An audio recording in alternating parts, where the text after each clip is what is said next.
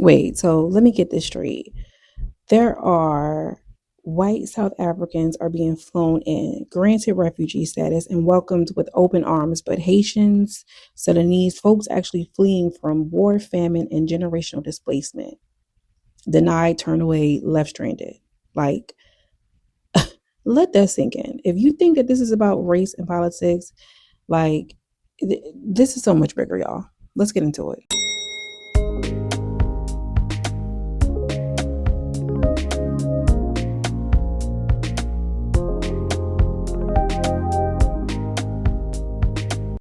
Hi, my loves. It's Jarae, Milay, the girl from Runaway, where we have culture, conversation, and community. In today's video, y'all, I really just cannot. I do not try to stick away from the politics of it all, but this is just it's just too much, girl. Let's just go ahead and like the video before I even hop into it.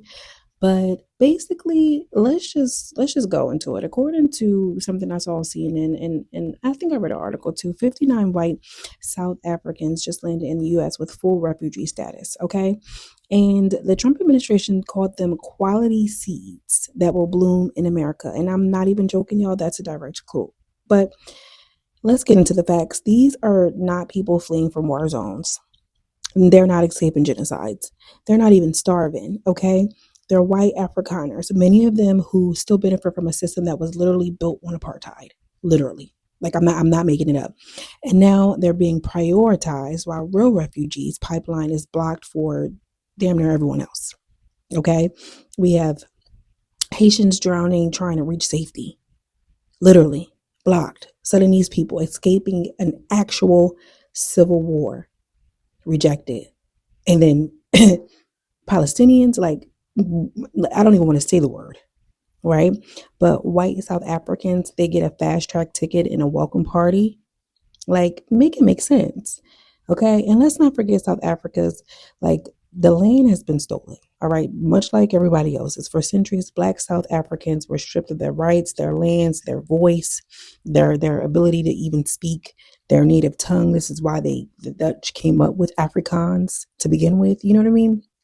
And now that the government is trying to redistribute land through some, I think the act is called like Expropriation Act or something, to correct some of the historic theft that was suddenly, trying to be rebuilt. And now all of a sudden, white farmers are being discriminated against, where they were the one who benefited from stolen land to begin with. You can't make it up. And so I want to get into a little bit about what, Trump had to say. Let's play that here.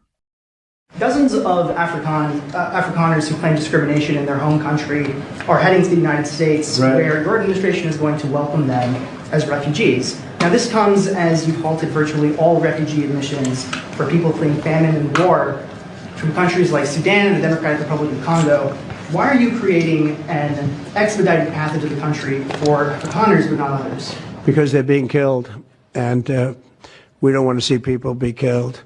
Now, South Africa leadership is coming to see me, I understand, sometime next week.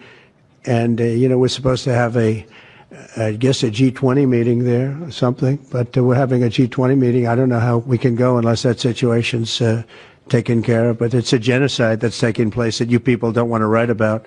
But it's a terrible thing that's taking place. And farmers are being killed. They happen to be white. But whether they're white or black makes no difference to me. But white farmers are being brutally killed, and their land is being confiscated in South Africa. And the newspapers and the media, television media, doesn't even talk about it. If it were the other way around, they'd talk about it. That would be the only story they'd talk about.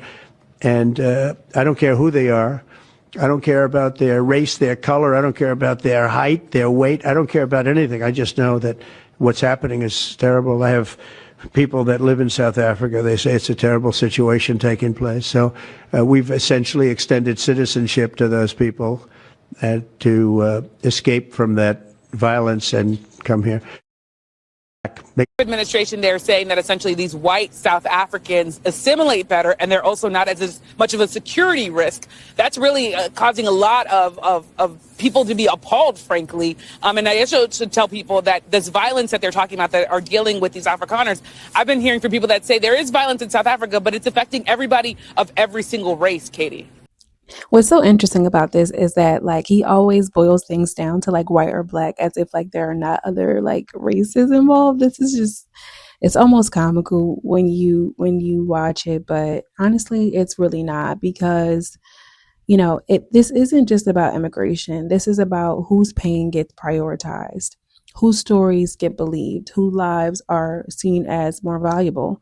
And I'm tired of watching black and brown folks get treated like disposable afterthoughts while whiteness again and again and again gets grace and gets government resources and just gets a green light. You know what I'm saying? Like just gets a green light. Okay, well, come on over here. You're good seeds.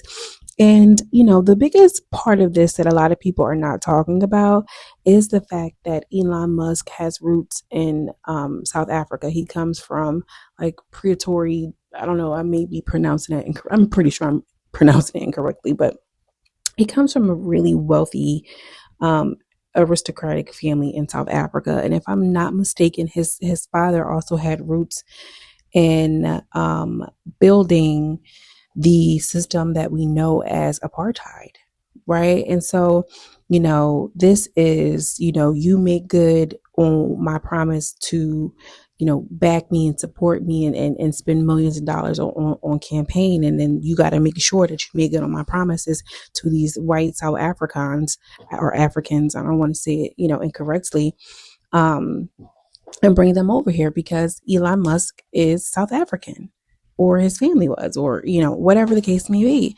And, this is bigger than just American politics. This is going to international, rings of sinister, insidious history. This is no different than, trying to get, and I'm not saying that the white farmers are, a part of the creation of apartheid, right? But they benefited from it. And it's very akin to us bringing over, Germans who were a part of World War II and that history, and then giving them jobs as scientists and research and doing things of that nature. This is, I've never seen us reach into Africa in the way that we have with the South Africans, white South African farmers, and bring them over here, throw them a party, have Trump do a press conference and say, well, we just want to protect them for more. We want to make sure that they're safe. Really? You want to make sure that they're safe? It's just, I understand why a lot of I don't want to say I understand. There are so many black people who are conservative, who are just, diehard MAGA. And it's fine. You can believe how you want to believe, but you're okay with not being prioritized, and people who look like you not be prioritized, or just the people who are black and brown in the States here not be prioritized. Be so for real with yourselves. So the next time someone says it's not about race, show them this, because this is textbook racial preference. And it's dressed up as this sort of, American hero refugee policy. And honestly, it's disgusting, because the only way that we can play the American hero is when it comes to white refugees. Like we've seen it with Ukraine, and it's just time and time again. And I saw this and could not believe, Elon Musk's reach is way bigger than what we all know, bigger than Doge, bigger than all of this, because since when we've been fooling around in South African business. Okay? Most we doing is Tyler and Trevor Noah. Girl, let me know what you think. Drop down in the comments. As always, I'm sending you much love and much light, and I will see you next video. Peace.